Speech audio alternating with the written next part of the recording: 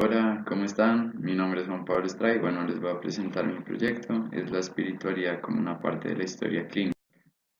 Entonces, bueno, pues me gustaría empezar con una perspectiva histórica de la relación entre salud, espiritualidad y religión. Pues rápido voy a hacer ahí como una aclaración de conceptos. La espiritualidad es una noción un poco más personal en la forma como alguien se relaciona con lo trascendente, mientras que la religión es un concepto un poco más comunitario basado en una serie de prácticas comunes para relacionarse con ese ser sobrenatural. Entonces digamos que toda esta parte de la trascendencia siempre ha estado muy ligada con la salud. Particularmente la salud siempre se ha entendido como una alteración de las relaciones. Entonces digamos que en la antigüedad, en las tribus nómadas, existía la figura del chamán, el cual era la persona que ayudaba a los enfermos a través de rituales religiosos en donde restablecía esas desregulaciones. Digamos que después en la cultura occidental pasó un proceso como de secularización, se separó un poquito la parte de enfermedad de esa deidad. Eh, Sin embargo, las mismas instituciones religiosas, conventos, eran los que prestaban esas atenciones. Después pasó, pues digamos, como que todo el auge científico y tecnológico de la medicina contemporánea, en donde, pues digamos que la espiritualidad pasó a un segundo plano y digamos que se consideró obsoleta en el tema, pues como de salud. Sin embargo, pues digamos con la transición epidemiológica que ahorita pues se está cambiando el tipo de enfermedades a las que se está llegando a atender, digamos que ahora se ha vuelto a recuperar la importancia, digamos que de la espiritualidad, sobre todo en servicios como el de cuidados paliativos, en donde entienden que es otra de las dimensiones que hace parte pues de la persona. Entonces, pues, ¿por qué va a ser importante contemplar la espiritualidad en la medicina contemporánea? Pues primero porque es un asunto que los pacientes desean que se les pregunte. También porque pues va a ser parte de los sufrimientos que puede estar teniendo una persona. También porque va a determinar el tipo de atención que se le va a dar al paciente, digamos, para respetar también como la parte de sus creencias. Y por último, pues digamos como que la evidencia científica también ha asociado pues desenlaces en salud con prácticas religiosas. Entonces digamos que la propuesta sería comenzar a incluir la espiritualidad como otra parte de la historia clínica. Se han desarrollado pues digamos como que herramientas para facilitar eso que debo preguntar. Y pues sé que es un tema que de pronto pues tiene mucha gente que no lo apoya tanto. Eh, Sin embargo, pues como en temas como la sexualidad, es un ejemplo claro de cosas que la gente se sentía incómoda hablando, pero cuando uno se acerca genuinamente a preguntar, entendiendo que hace parte pues, de la dimensión de una persona, pues va a ser muy importante para mejorar la práctica clínica. Entonces, pues eso era todo. Que estén bien. Mi nombre es Claudia y voy a hablar sobre eutanasia en población pediátrica. Eutanasia significa intervención deliberada para poner fin a la vida de un paciente sin perspectiva de cura o muerte sin sufrimiento físico. Los países que la tienen legalizada son Colombia, Canadá, Estados Unidos, Holanda y Bélgica. En Colombia, las leyes que protegen la eutanasia son la sentencia T493, donde el Estado protege la dignidad humana y el libre desarrollo de la personalidad, como protege el derecho a la vida. La sentencia 239, que legaliza formalmente el homicidio por piedad o eutanásico para una muerte digna. La sentencia T721 del derecho a morir dignamente en pacientes en estado vegetativo. La sentencia T970 protege al médico que hace el procedimiento y finalmente la resolución 1216 que obliga a los hospitales a tener un comité que evalúe y proceda las solicitudes de eutanasia de sus pacientes. Dentro de los requisitos en Colombia están la condición médica del paciente, la evaluación del sufrimiento, la inexistencia de alternativas de tratamiento, la persistencia de la solicitud por más de 25 días por ley, evaluación de la capacidad de decidir por un psiquiatra y una segunda valoración por un comité hospitalario, además de la integración de la evaluación total. El primer país del mundo que legalizó la eutanasia pediátrica fue Bélgica en el 2014, cuando el Congreso extendió su ley a menores de edad. Los requisitos para la solicitud incluyen que la enfermedad debe ser intratable, debe haber sufrimiento físico, no mental, lo que lo difiere de los adultos. No debe haber cura, tiene expectativa de vida corta, consentimiento informado por los padres o representante legal y un psiquiatra que determine si el menor es capaz de discernir. Porque algunos consideran que no debería considerarse la eutanasia en menores de edad, se considera que los menores no son capaces de decidir sobre sus propias vidas, mucho menos sobre su propia muerte. Puede haber presión de los propios padres para aceptar el procedimiento porque ellos están bajo presión emocional y económica en muchos casos. Y si se tienen los cuidados paliativos, ¿por qué no optar por su uso? Los cuidados paliativos se inician desde el momento en que se hace el diagnóstico de la enfermedad al niño. Según la OMS, es prevención y alivio del sufrimiento, es calidad de vida y muerte, y es una decisión que toma el médico, a diferencia de la eutanasia. Sin embargo, en muchas ocasiones, estos cuidados no son suficientes para aliviar el sufrimiento. Entonces, ¿por qué debería ser aceptada la eutanasia? Porque se trata de pacientes emancipados, lo que los compara legalmente con un adulto. Por ende, tienen autonomía y pueden decidir si quieren o no vivir el sufrimiento que están viviendo por su enfermedad. Y asimismo, si se lleva a cabo de manera correcta con los respectivos protocolos, ¿por qué no debería llevarse a cabo?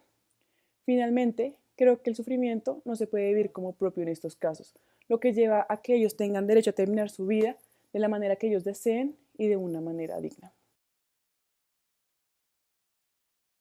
Mi nombre es Jennifer Gil y voy a hablar sobre el aborto y los obstáculos para este en Colombia. Históricamente, en Colombia a las mujeres se les ha negado u obstruido el derecho a múltiples circunstancias. El aborto se encuentra incluido en esta polémica y hasta hace pocos años la Corte Constitucional decidió despenalizar el aborto en las tres circunstancias que ya conocemos. Una vez esta decisión de la Corte salió a la luz pública, muchas partes involucradas dieron sus opiniones. La Iglesia Católica manifestó su posición clara a favor de la vida del ser humano, opinión de gran importancia para muchos ciudadanos. Partidos políticos e instituciones del ICBF también dieron sus opiniones, quedando las mujeres y los médicos en la mitad de toda esta discusión, siendo los principales afectados y juzgados por todo un país según las decisiones que tomemos.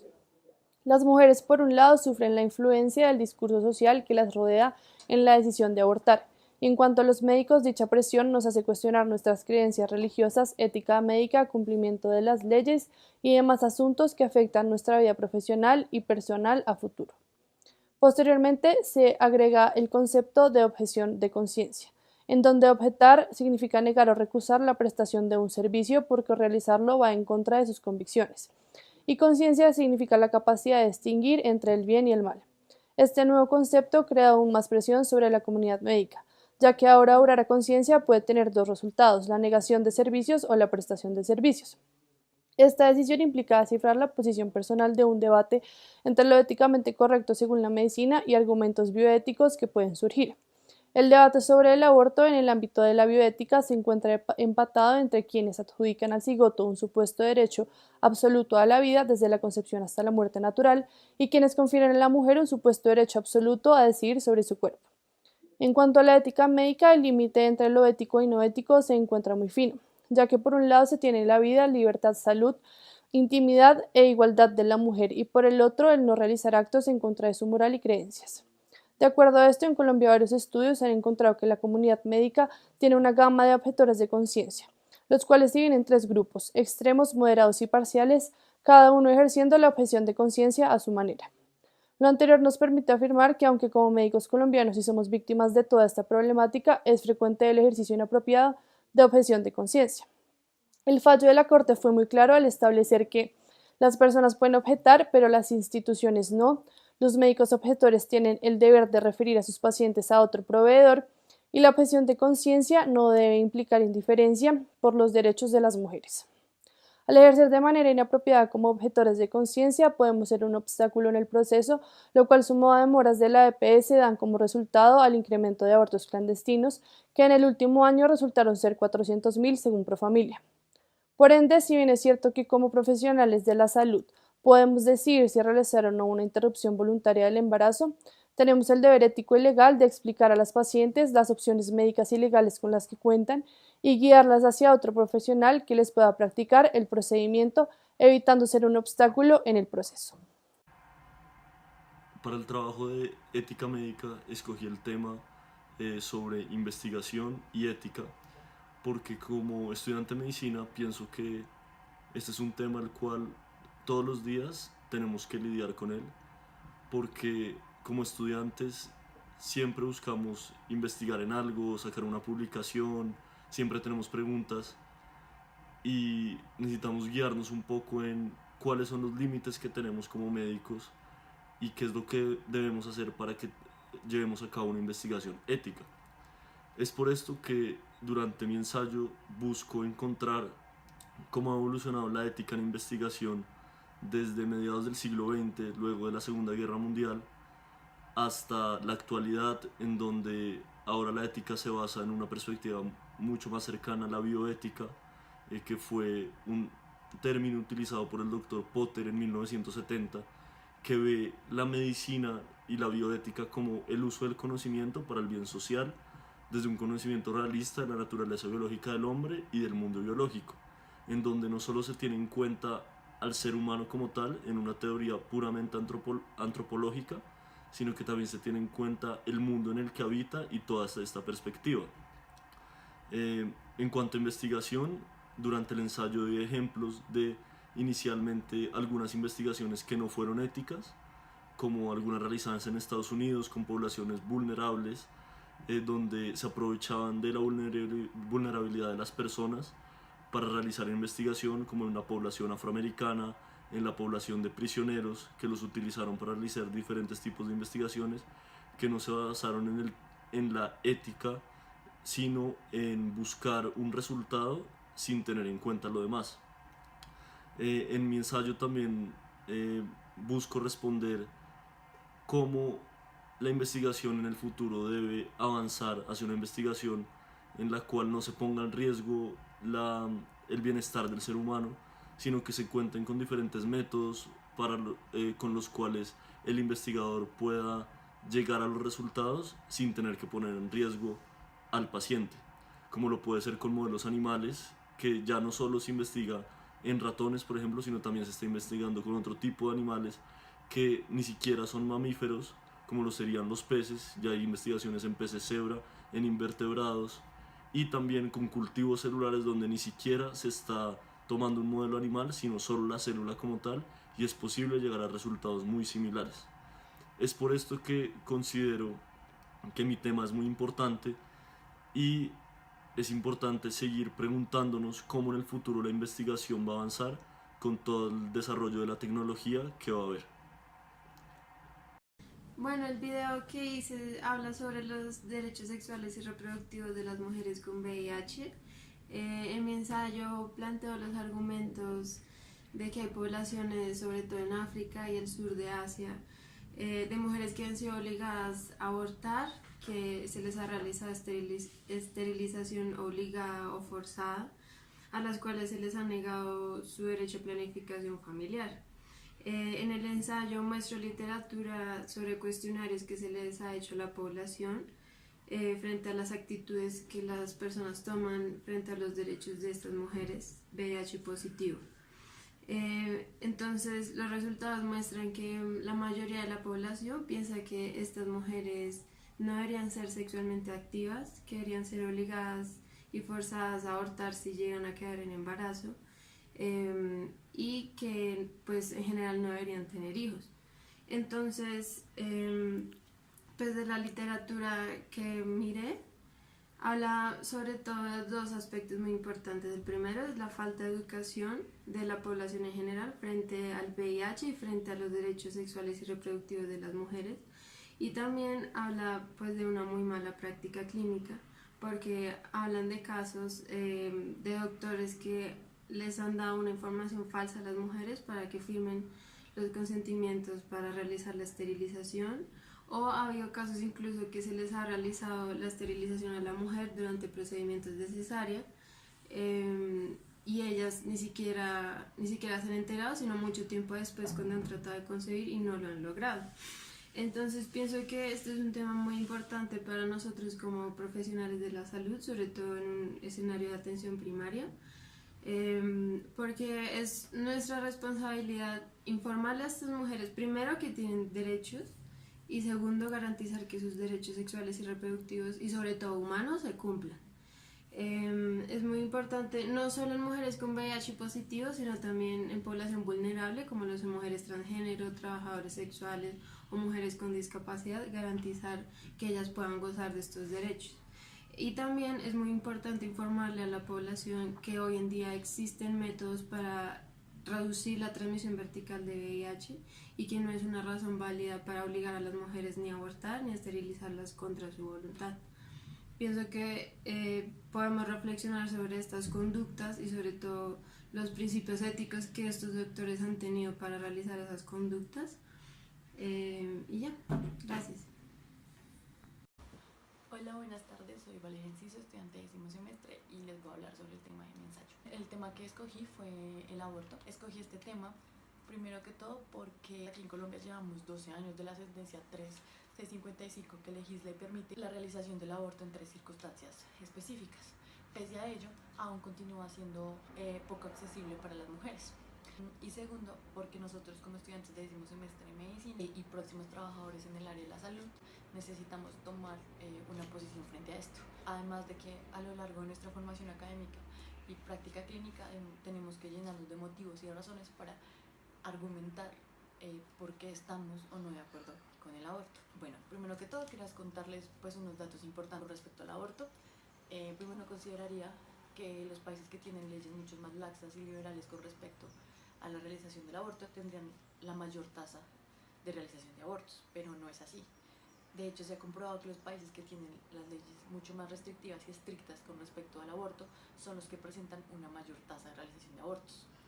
Se calcula que aproximadamente al año se realizan 46 millones de abortos. De estos, 20 millones se realizan de manera ilegal. De hecho, aproximadamente 470.000 mujeres mueren al año por complicaciones relacionadas con realizaciones de aborto de manera insegura.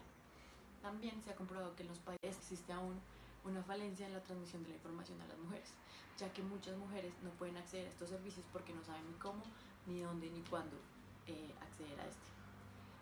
Y también se ha comprobado que las mujeres que tienen un nivel educativo mucho más alto tienen mayor conocimiento de las leyes y una mejor experiencia con el aborto. Todo lo anterior considero que el aborto pues es una problemática de salud pública mundial, que a pesar de que estemos en el siglo XXI y que existan maneras de realizar abortos de manera eficaz y segura, aún se sigue presentando una alta tasa de mortalidad.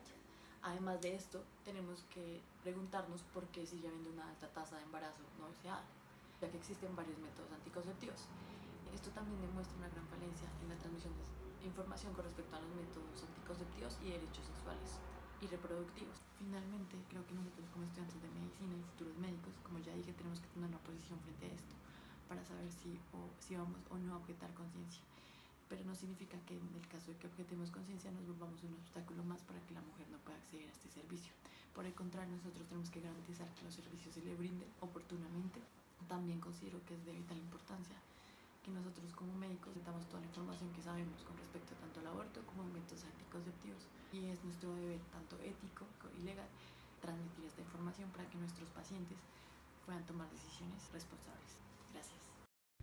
Hola, buenas tardes, mi nombre es María Natalia Oviedo y el día de hoy les voy a hablar sobre mi ensayo, que el tema central es si se debe o no mantener el anonimato de los donantes en las fertilizaciones in vitro. Lo primero que quisiera comentarles es que existe muchísimas leyes que regulan estos procedimientos alrededor del mundo y que en general estas son muy similares entre sí en cuestiones como quiénes pueden ser candidatos a la fertilización in vitro, cómo son las características de los donantes, cómo son las características de los receptores, en fin, en esos temas. Sin embargo, en cuanto al anonimato son muy diversas. Por ejemplo, en Inglaterra el anonimato está completamente prohibido. Existe un punto medio que es Estados Unidos, en donde el anonimato va a depender de las reglas de la institución a la que el donante acuda, y existen países como España y Colombia en donde el anonimato es obligatorio, es decir, los hijos de la fertilización in vitro no tienen ningún tipo de acceso a la información de sus donantes. Digamos que el anonimato tiene un impacto importante en diferentes aspectos de la vida en general de los individuos, pero yo precisamente me quisiera centrar en uno que me llamó mucho la atención, que es la identidad. Las personas que que están en contra del anonimato, defienden que el anonimato causa de que haya una pérdida de identidad, ya que la persona no tiene un vínculo genético con nadie más. Es decir, que ellos dicen que es necesario, digamos, este vínculo para entender completamente nosotros como personas quiénes somos y para así podernos desarrollar completamente en nuestro entorno como tal. Sin embargo, existe la otra postura, que es quienes están en contra, que dicen que posiblemente no es una pérdida de identidad, sino más bien un sentido de curiosidad, de querer saber de dónde vienen nuestras características físicas, de dónde vienen nuestros, digamos, algunos rasgos de nuestra personalidad, y que sin embargo la simple curiosidad no es un argumento completamente fuerte para cambiar las legislaciones, por ejemplo, como la de Colombia y la de España.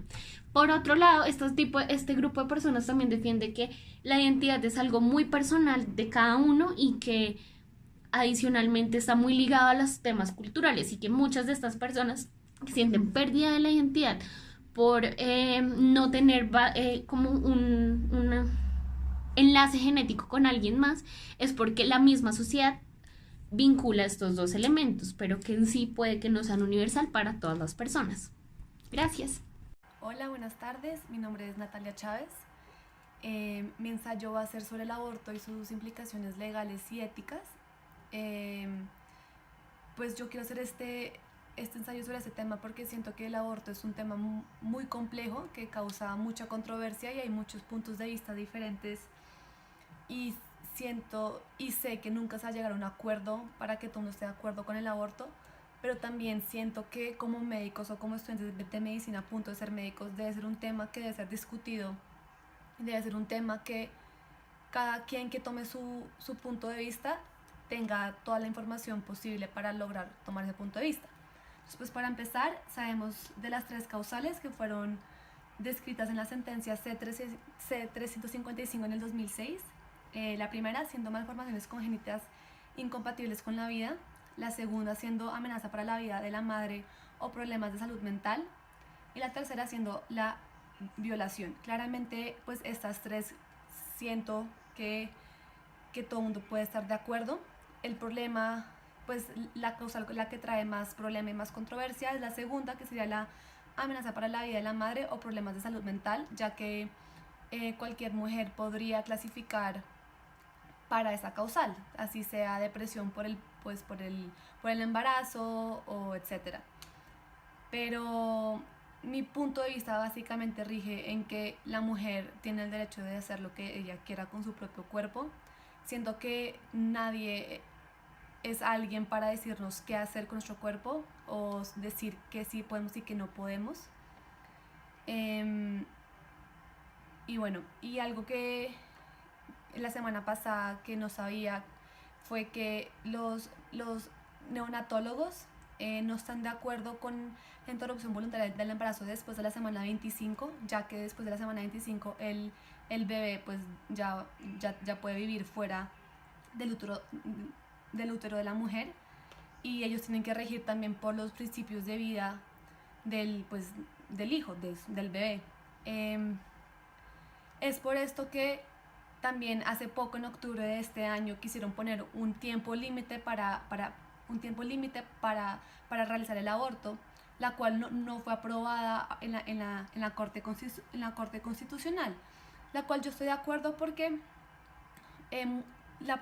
muchas de las razones por las que hay embarazos que van hasta tanto tiempo o que duran tanto tiempo, hasta las 37 semanas, 39 semanas, no son porque las mujeres quieren que avance tanto el embarazo, sino que es por tantas trabas que pone el sistema y tantas trabas que pone pues las instituciones, que no pueden hacerse la interrupción. Entonces toca hablar más de esos temas más allá que eso.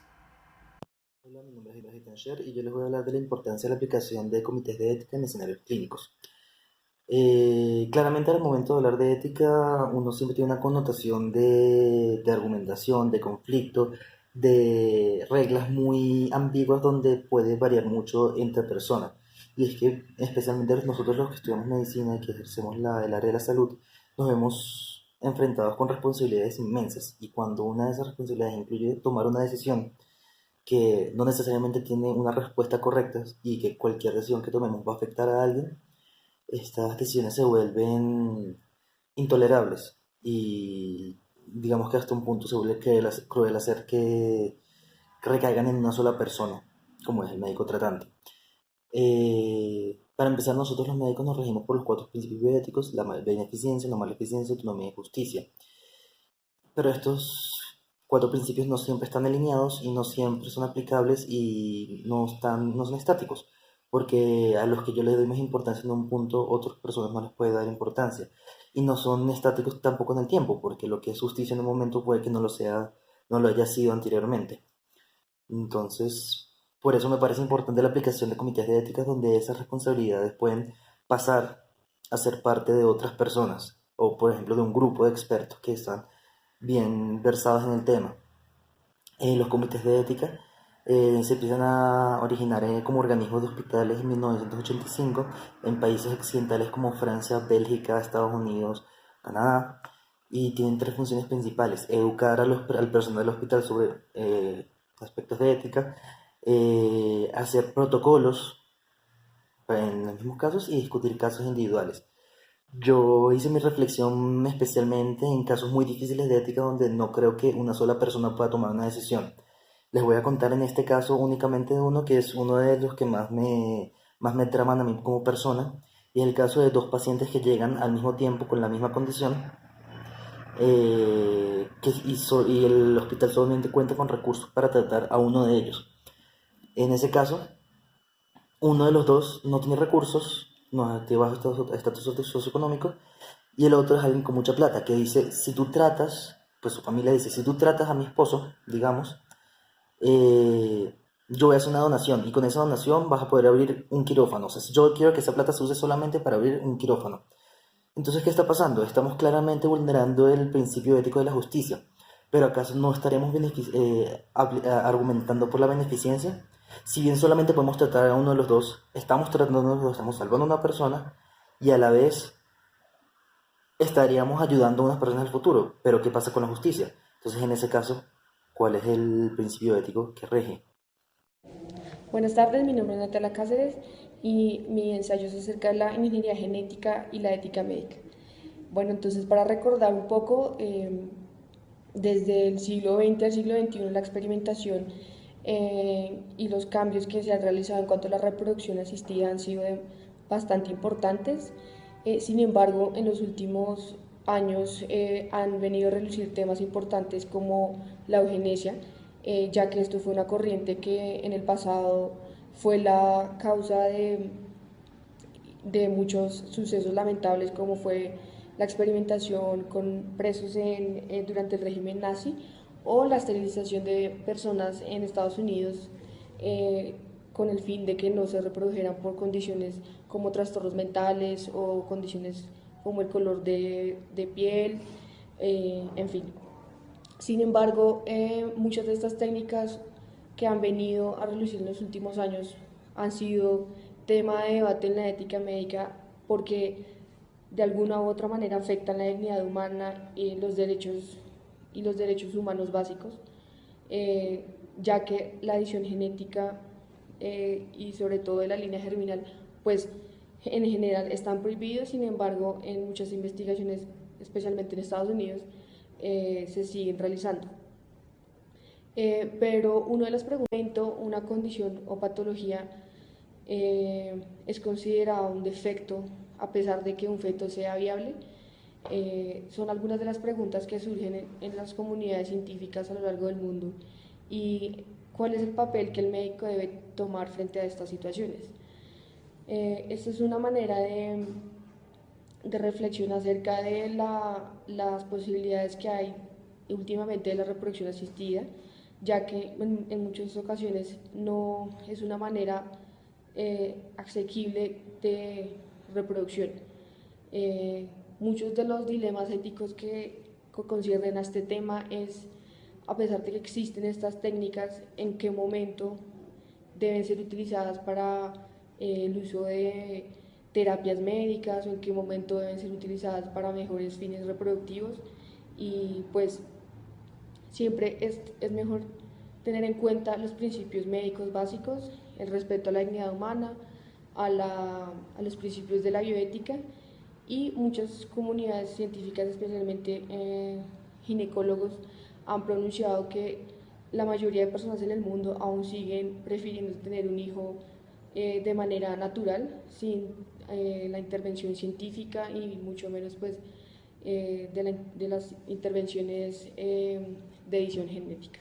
Muchas gracias. Yo les voy a hablar sobre la eugenesia. Entonces, la eugenesia es un término que fue creado por el científico inglés, Francis Galton, en el siglo XIX, y lo definió como la rama de la ciencia que trata con todas las influencias que mejoran las cualidades innatas de una raza. La eugenesia cogió mucho auge rápidamente y fue algo que empezó a ser investigado en todo el mundo. A pesar de que hay algunos científicos que lo quieren usar como para el mejoramiento, para el tratamiento de enfermedades, hubo otras personas que quisieron utilizarlo en políticas y de esta forma, bajo el fundamento de la eugenesia, discriminaron a muchas personas por su estatus socioeconómico, ya que trataban de favorecer la reproducción de personas con mucho dinero y desfavorecían a personas como prisioneros, discapacitados, homosexuales, entre otros. Incluso esto llegó a ser el fundamento bajo el cual los nazis llevaron a cabo muchas atrocidades. Entonces, después de esto, la eugenesia perdió mucha fuerza en el mundo, prácticamente el movimiento murió. Esto fue lo que llamaban la vieja eugenesia, que era lo que se refería a un movimiento que básicamente lo que quería era el mejoramiento de la raza. En los últimos años volvió a resurgir el tema de la eugenesia por el potencial que se sentía que puede tener la genética en el tratamiento de muchas enfermedades. Entonces nació lo que ahora llaman la nueva eugenesia. La nueva eugenesia, en vez de estar enfocada en el mejoramiento de la raza, se enfoca en el tratamiento de enfermedades de características genéticas. Entonces incluye técnicas como la modificación de genes, la detección temprana de enfermedades, y pues los que están a favor de la eugenesia la defienden de que uno puede tratar enfermedades en personas antes de que nazcan y prevenir los riesgos que implican para la mamá y para el bebé todo el parto y el embarazo. Sin embargo, esto también ha llevado a investigación sobre la creación de características en personas, ya sean características físicas o como de resistencia, lo cual ha llevado al término de bebés diseñados, lo cual tiene varias implicaciones éticas porque obviamente los que tienen la capacidad de diseñar bebés serían las personas con más dinero, y aparte implica pues cambiar a una persona, entonces es algo muy discutido. Además, la detección temprana de enfermedades no solo incluye enfermedades que pueden ser terminales, sino enfermedades como el síndrome de Down y la acondroplasia, que no son terminales. Entonces ahí se pone mucho en conflicto con los derechos de todas estas poblaciones, porque son personas que podrían vivir y les están dando la opción a las embarazadas de no hacerlo. Entonces decidí hablar de este tema por lo polémico que es y por la importancia que tiene la genética. Bueno, mi ensayo se titula Crisis de los opioides, ¿cómo nos va a pasar? El ensayo trata sobre la crisis de los opioides de los Estados Unidos y básicamente busca responder esa pregunta. ¿Cómo es posible que uno de los países que más se ufana de ser tan estricto a la hora de regular su medicación haya llegado a esta situación? En la búsqueda bibliográfica que yo realicé, se le atribuyó este problema principalmente a dos cosas. El primero fue que antes de 1980 los médicos eran bastante precavidos a la hora de prescribir opioides. Más sin embargo, en 1980 salió un pequeño artículo en la revista New England Journal of Medicine que se titulaba Addiction Rare in Patients Treated with Narcotics, adicción rara en pacientes tratados con narcóticos, y a raíz de este artículo, pues al parecer llamó mucho la atención y se volvieron más laxos los médicos a la hora de prescribir artículos. Lo segundo que ocurrió es que en la década de los 90 empresas farmacéuticas empezaron a llevar a cabo planes de beneficios para los médicos que recetaron opioides, y también junto con eso llevaban a cabo campañas de desinformación en las cuales se les decía a los médicos que el porcentaje de adicción a los opioides en pacientes que fueran tratados con ellos era muy bajo, era menor del 1%. Esto desde luego después resultó siendo falso y la compañía tuvo que pagar una gran suma de dinero por esto, pero el daño ya estaba hecho. Entonces, a raíz de eso yo llegué a dos conclusiones muy importantes, pues desde mi punto de vista. La primera es que hay que ser muy cuidadoso con los estudios, a la hora de leer los estudios y a la hora de leer lo que se publica. Porque esa carta o esa publicación del New England de 1980 que les mencionaba, tan solo estaba pensada para pacientes que estuvieran hospitalizados. De hecho, en una entrevista posterior con el autor de ese artículo, él mismo confiesa que él nunca hubiese querido o que el artículo nunca tenía como propósito extender el uso de opioides para personas del común. Entonces el primer mensaje, ser más cuidadoso con los estudios, ya que muchas veces pues la población de estudio no necesariamente coincide con la población que uno está tratando. Y lo segundo, y lo más interesante es el tema de cómo las farmacias ofrecen beneficios a los médicos. Eso de hecho sigue pasando ahorita. No es poco común ver a las farmacias que le den a los médicos comidas, viajes a congresos y todo eso. Pero yo creo que si tanta plata le meten a eso y si tanto lo hacen, de alguna forma les está funcionando. Todos los médicos también deberían ser un poco más cuidadosos con eso. No sé, inclusive... Buenas tardes, mi nombre es Tatiana Rincón, les voy a hablar sobre mi ensayo. Lo escribí sobre la maternidad subrogada o como lo conocemos también alquiler de vientres. El principio en el que yo me centro es en el principio de autonomía versus la cosificación del cuerpo de la mujer. La maternidad subrogada se define como una implantación de un embrión creado por fecundación in vitro en una madre sustituta por medio de un contrato con ella. Esta es una práctica que nace como una alternativa para aquellas parejas que han intentado quedar en embarazo por medio de otras técnicas de reproducción asistida y han fallado. Sin embargo, también se ha convertido en un negocio muy importante en muchos países, por ejemplo en la India, aproximadamente al año se genera a partir de este negocio una cantidad de 445 millones de dólares y pues es en este contexto que surgen muchas consideraciones y dilemas tanto bioéticos como legales. Las dos posiciones que yo presento giran en torno entonces a la autonomía de la mujer. La primera afirma que la mujer encuentra una mayor autonomía debido a que la práctica para la mujer que está siendo madre sustituta es una experiencia liberadora debido a que se separa a ella misma de su capacidad reproductiva y por lo tanto de sus responsabilidades reproductivas. Esto entonces aumenta la autonomía debido a que la empodera a ella misma de su cuerpo y de la toma de decisiones con respecto a él. Por otro lado, la posición que está en contra de esto dice que la autonomía de las mujeres se encuentra amenazada, sobre todo aquellas que se encuentran en países de bajos recursos. Por ejemplo, en la India las mujeres que no tienen muchos recursos pueden participar como madres sustitutas y existe una desigualdad socioeconómica y cultural muy grande entre la pareja que requiere el servicio y la madre sustituta. La regulación de esta práctica es muy pobre globalmente, entonces muchas veces las madres no tienen mucha negociación, no hacen parte de esta negociación, la toma de decisiones tampoco. Ahí es cuando pues, la cosificación de su cuerpo se convierte en algo muy problemático para su autonomía.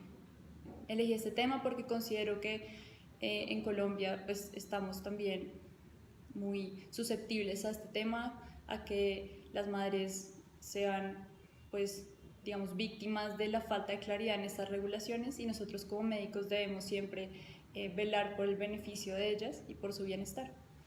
Gracias. Buenas noches, mi nombre es María Alejandra Peña y les voy a hablar acerca de la importancia del consentimiento informado. El consentimiento es un proceso que tiene como objetivo darle a pacientes o a participantes de un proyecto de investigación la información necesaria para que tomen una decisión voluntaria e informada. Estas personas deben ser capaces de entender la información que se les da, de comunicar su decisión y de entender las consecuencias de su decisión. Muchas personas piensan que el consentimiento solo incluye el documento firmado. Sin embargo, esto va mucho más allá e incluye todo el proceso de comunicación detrás del documento. La manera en que se presentan las opciones a los pacientes es muy importante y está conocida como framing. Si esto no se lleva de manera cuidadosa, puede sobreexpresar algunos beneficios de procedimientos, así como ocultar los riesgos de otros. Es por esto que se han creado algunos requerimientos estándar de los consentimientos informados que buscan evitar la presencia de coerción, engaño y manipulación. Existen varios desafíos del consentimiento informado y uno muy importante es evitar la coacción.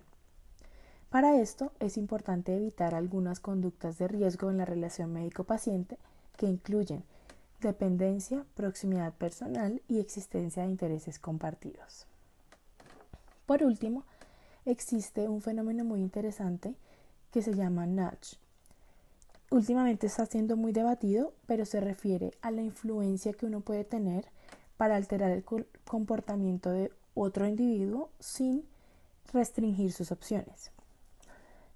Las personas que apoyan esta corriente dicen que como médicos tenemos la obligación moral de escoger lo mejor para nuestros pacientes y que el nudge nos permitiría lograrlo y que no estaríamos vulnerando la autonomía de nuestros pacientes porque no les cerraríamos las opciones. Sin embargo, las personas que están en contra de esta corriente dicen que el nudge se aleja de la verdad y por eso sería incompatible con el consentimiento informado y además manifiestan que es difícil diferenciar un nudge paternalista